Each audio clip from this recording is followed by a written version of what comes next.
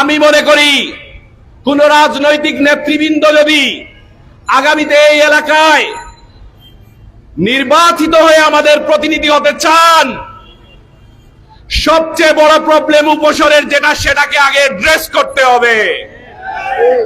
উপশহরের সবচেয়ে বড় প্রবলেম আমি মনে করি গত 15 বছর 20 বছর থেকে আমরা দেখছি, সেটি হচ্ছে সন্ত্রাস আর ছিনতাই। আপনারা অনেকেই জানেন, আমরা যারা উপশহরের বাসিন্দা, যারা এই এলাকায় বসবাস করেন, এই মেইন রোডে ঢাকা ব্যাংকের সামন বলেন আর এবিসি পয়েন্ট বলেন, 1 লক্ষ টাকা নিয়েও ব্যাংক থেকে বের হলে চিন্তায় হয়ে যায়।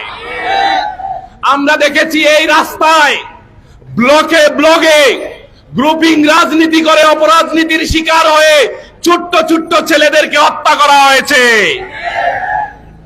এই অপরাজনীতি আর সন্ত্রাসকে এলাকায় সমুন্নত রেখে কেউ এইখানে উন্নয়নের কথা বললে আমরা মেনে নিব না।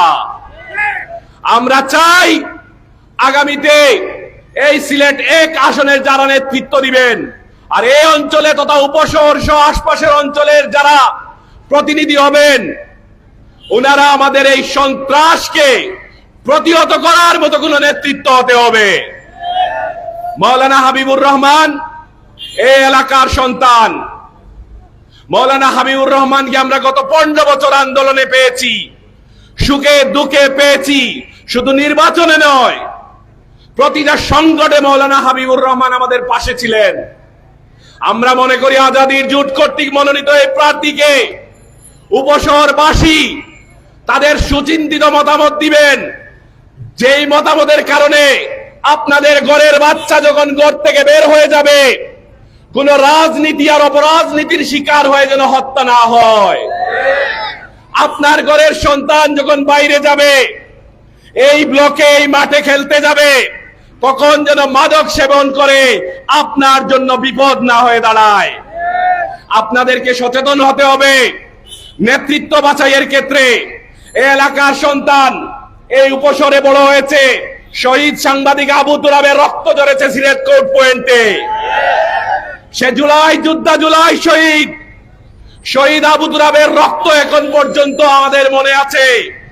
আমরা তাদের আকাঙ্ক্ষা পূরণের জন্য, একটা সুন্দর শান্তিপূর্ণ নগরী গড়ার জন্য এমন কাউকে নির্বাচিত করতে চাই না যার হাত ধরে আবার সন্ত্রাসীরা বেড়ে উঠবে। আমরা এমন কাউকে নির্বাচিত করতে চাই যার হাত ধরে জুলাইয়ের আকাঙ্ক্ষা ইনসাফপূর্ণ একটা সিলেট নগরী গড়ে উঠবে ইনশাআল্লাহ। আপনাদের সবাইকে প্রত্যেকটা ব্লকে ব্লকে আপনারা এক একজন দাড়িপাল্লার এজেন্ট হয়ে, আজাদির জোটের এজেন্ট হয়ে দাড়িপাল্লা মার্কাকে বিজয়ী করার মাধ্যমে আগামী 12 তারিখ আপনাদের বিজয়ের এই সেন্টার, বিজয়ী সেন্টারগুলা ইনশাআল্লাহ এই জোটকে তুলে দিবেন। আপনাদের কাছে আরেকটা দাবি জানাচ্ছি, আমাদের 1500 শহীদের রক্তের বিনিময়ে আমরা যে নতুন বাংলাদেশের যাত্রা শুরু করেছি, এই বাংলাদেশের যাত্রায়, নতুন বাংলাদেশের যাত্রাকে আপনারা রক্ত দিয়ে, আপনারা আন্দোলন করে এগিয়ে দিতে হবে না। আপনাদের কাছে কিছু দায়িত্ব দিয়ে গেছে আমাদের শহীদ ভাইরা, সেটি হচ্ছে আপনাদের সুচিন্তিত মতামতের মাধ্যমে আগামী 13শ জাতীয় সংসদ নির্বাচনের সাথে গণভোট আয়োজন করা হয়েছে। ওইখানে রঙিন ব্যালটে হাবুটকে বিজয়ী করার মাধ্যমে, সংস্কার বাস্তবায়ন করার মাধ্যমে আপনারা নতুন বাংলাদেশ গড়ার ঐক্যবদ্ধভাবে থাকবেন ইনশাআল্লাহ।